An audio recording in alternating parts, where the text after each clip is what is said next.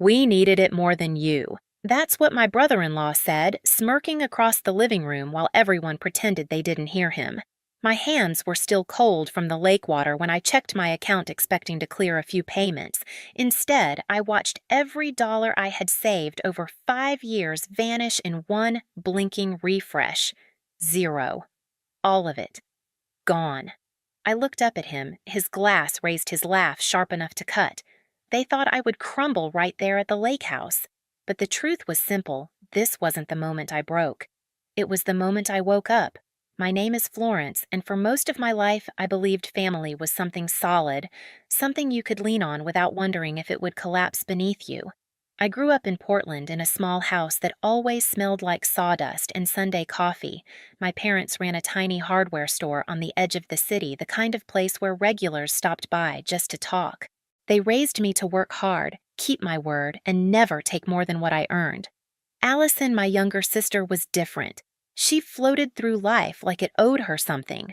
While I spent summers stocking shelves at the store, she spent hers chasing parties and boys and late-night thrills. Mom used to sigh, Dad used to smile, and I used to cover for her, telling myself she just needed time to grow up. But time didn't give us what we hoped for. Not long after I turned 25, a drunk driver ran a red light and took both of my parents in one instant. The world didn't just break, it hollowed out. We sat in the lawyer's office days later, numb, barely breathing, listening as he explained the estate. A modest house, the store, and a small savings account. When everything was settled, Allison and I each received a portion. I put mine into the boutique I'd been dreaming of for years. She put hers into Kyle. He came into her life like a storm, loud, charming, too slick around the edges. The kind of man who talks fast, laughs hard, and carries himself like he's already won something he never earned. Within months, they were married. Within a year, Allison wasn't the same. Softer, quieter, always checking Kyle's expression before she spoke. I noticed, but she brushed it off. He just wants what's best for us, she'd whisper, though she never looked convinced. The lakehouse reunion had been Uncle Robert's idea, a chance to reset as a family. I actually believed him. I loaded the car with snacks, folded sweaters, and that warm sense of hope you only get when you want things to be better. When I pulled up to the dock, the sunlight bounced off the water like a welcome. Emma hugged me first. She leaned close and murmured, "Just prepare yourself." Inside, I tried to pretend everything was normal. I smiled. I made small talk. But Kyle's laugh carried through every room, and every time Allison looked at me, it was like she wanted to say something but couldn't. The air felt off like a storm, waiting for the right moment to hit. And I had no idea that the moment was coming for me. The first sign was small, so small I almost convinced myself I imagined it. My laptop sat on the dresser in the guest room, exactly where I'd left it when I went downstairs to help Emma chop vegetables. But when I came back up, the screen was angled differently, the charging cord plugged into a port I never used. A tiny thing, a shift of a few inches. But it hit me like a tap on the back of the neck, quiet, deliberate wrong. I brushed my fingers over the keyboard, the plastic still warm. Someone had touched it. Someone had opened it. I checked the browser history. Clean. Not empty clean. Wiped. I felt a prickle move up my spine. I tried to steady myself, telling my nerves to stop overreacting, but my instincts didn't listen. They whispered the same warning they'd whispered since I arrived. Something here is off. Later that night, while everyone played cards around the living room, I went to my phone to approve a routine payment for the boutique. Instead of the usual confirmation, I saw a red banner payment declined. I frowned, tried again, and got the same message. That was unusual, but I didn't panic yet. Technical issues happen. It wasn't until morning that everything snapped. Claire called while I was still half asleep. Her voice was tight, sharp, too controlled. "Florence, the vendor payment bounced again. And your account shows insufficient funds." My stomach dropped. That's impossible. But even before I opened my banking app, I knew what I'd see. Some part of me had known for hours. The screen-loaded numbers shifted, and then there was nothing. Not a mistake. Not a glitch. Zero. Every dollar I had saved for 5 years gone. I walked into the kitchen like a ghost. The smell of coffee, the chatter, the clatter of forks, it all felt distant, unreal. When I said, "My money's gone," the room fell silent. Uncle Robert stood up. "Gone. What do you mean, gone?" I held up my phone. "Transferred out overnight. All of it." Gasps, murmurs. Emma rushed to my side. Only 2 people didn't move. Allison staring into her mug as if she could disappear inside it, and Kyle leaning back in his chair, arms crossed, expression blank. "Did you call the bank?" Emma whispered. "I did." My voice felt hollow. "They said the password and security questions were entered correctly, from a recognized device."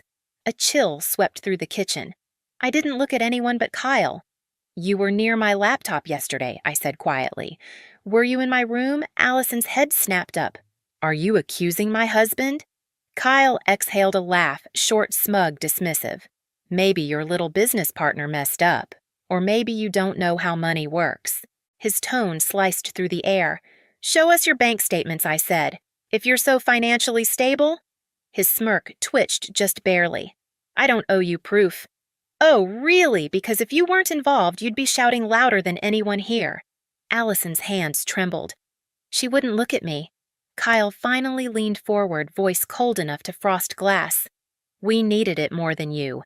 The room erupted shouts, disbelief, but I didn't hear any of it. I just felt something inside me harden, settle, sharpen.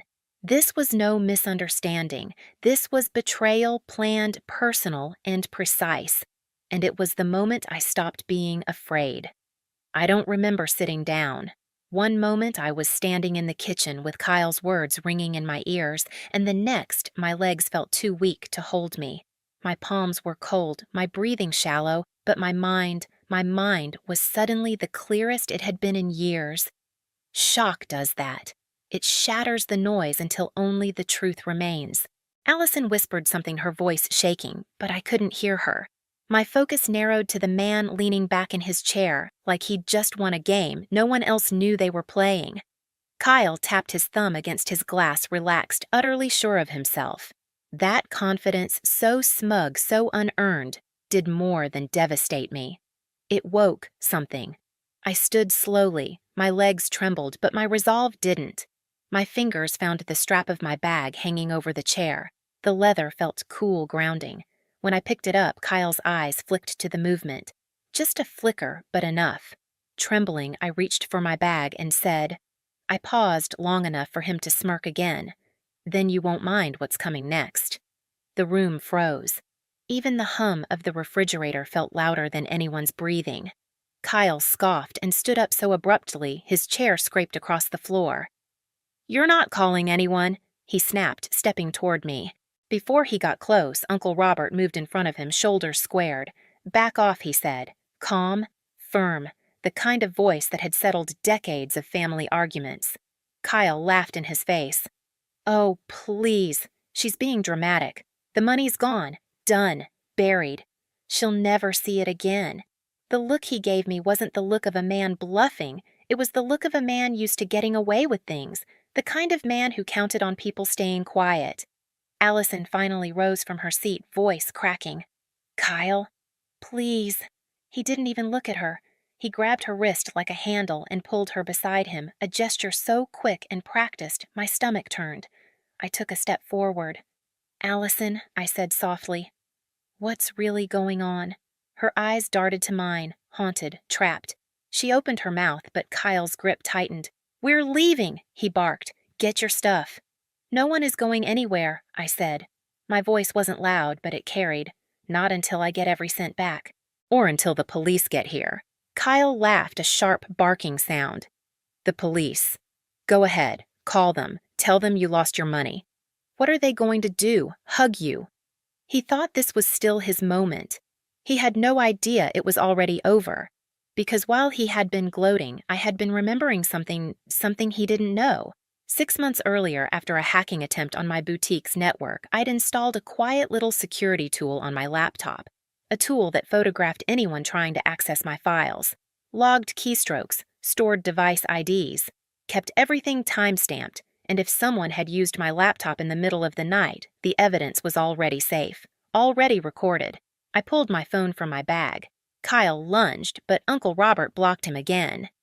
"You won't mind what's coming next," I repeated softly. Then I made the call. The call barely rang once before the dispatcher picked up. I gave my name the address of the lakehouse and the words "ongoing financial fraud" with a steadiness I didn't know I still had. Kyle barked out a laugh, waving his arms like I had just performed a comedy routine. "You're unbelievable," he said. "Calling the police because you lost your little savings. Go ahead, do it. Maybe they'll send someone next week." But even as he mocked me, something shifted in the air. A current, a tension, a warning. Maybe he felt it too because his smirk faltered not enough for anyone else to notice, but enough for me. I ended the call and slipped the phone back into my bag. "We'll wait," I said simply. Kyle swung toward Allison. "Pack your things. Now." She didn't move. Her fingers curled into the fabric of her sweater knuckles, whitening. "Allison," I said gently, "just tell the truth." Her gaze flicked between us between my steady calm and Kyle's frantic irritation. She opened her mouth, but he grabbed her arm again. "Don't say a word." Emma stepped forward. "Let her talk." Kyle shot her a look that could curdle milk. "Stay out of this." But for the first time since I'd arrived at the lake house, it wasn't me who reacted. It was Allison. She wrenched her arm out of his grip, voice breaking. "I'm tired, Kyle. I'm tired of lying for you." The room froze. Aunt Patricia gasped quietly. Uncle Robert's jaw tightened. Kyle stared at her stunned.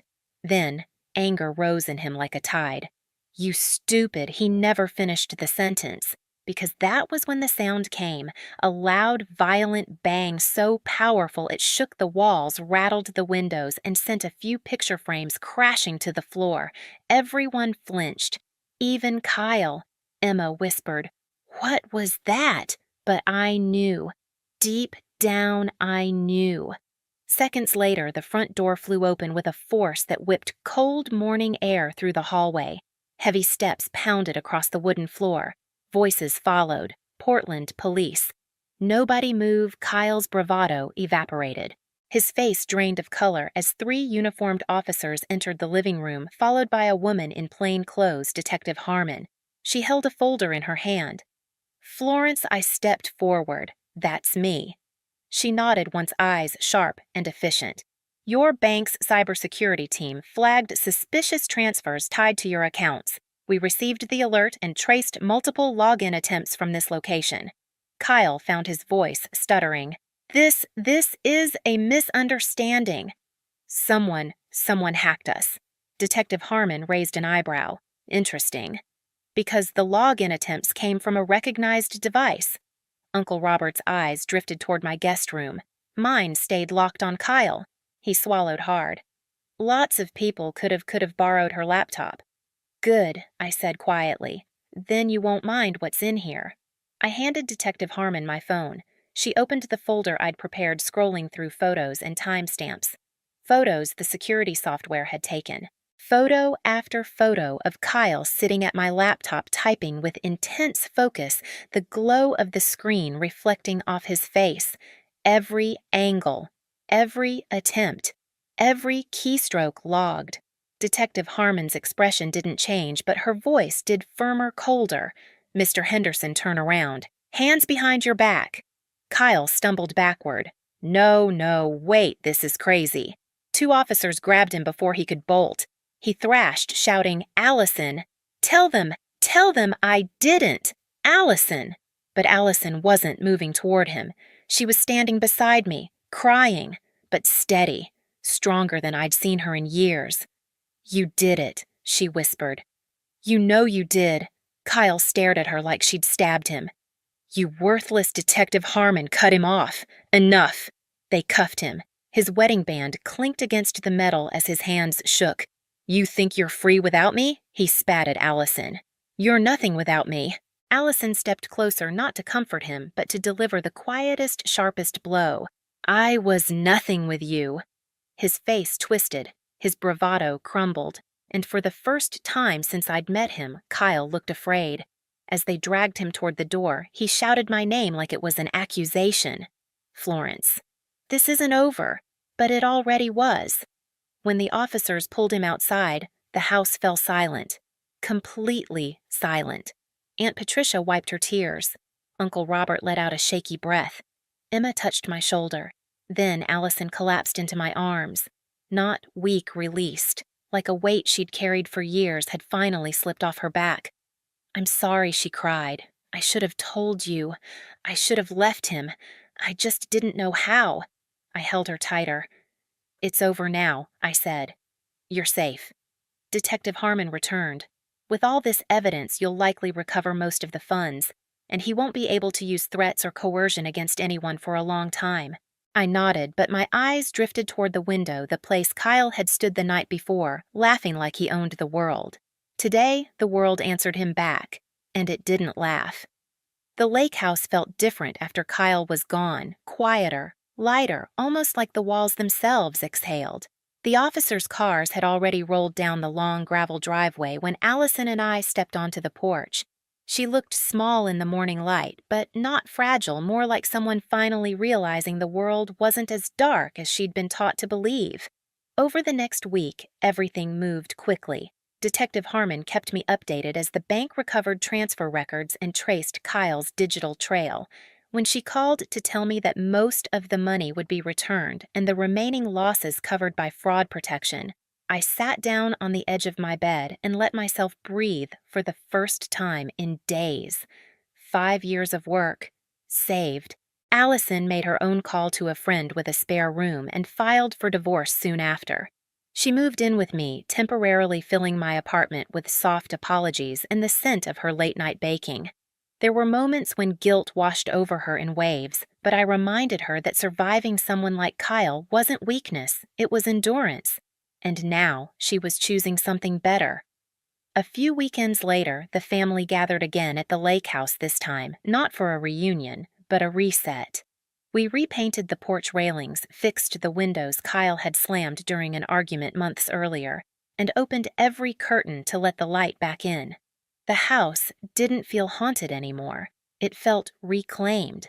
And as I stood on the dock watching the water ripple under the sun, I realized something simple and true: justice doesn't erase the pain, but it does clear enough space for healing to grow.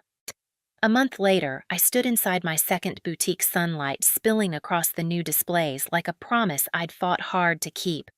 The money was back, the doors were open, and for the first time in a long time, I felt grounded in a life I built myself. Allison stopped by that afternoon with fresh pastries, her smile softer, steadier. She wasn't healed yet, but she was moving toward something real, something hers. Looking back at the lake house at Kyle, at everything that broke and everything that rebuilt, one truth stayed with me. Blood doesn't give anyone the right to hurt you. Boundaries do. If this story hit something in you, share your experience below and subscribe so you don't miss the next one.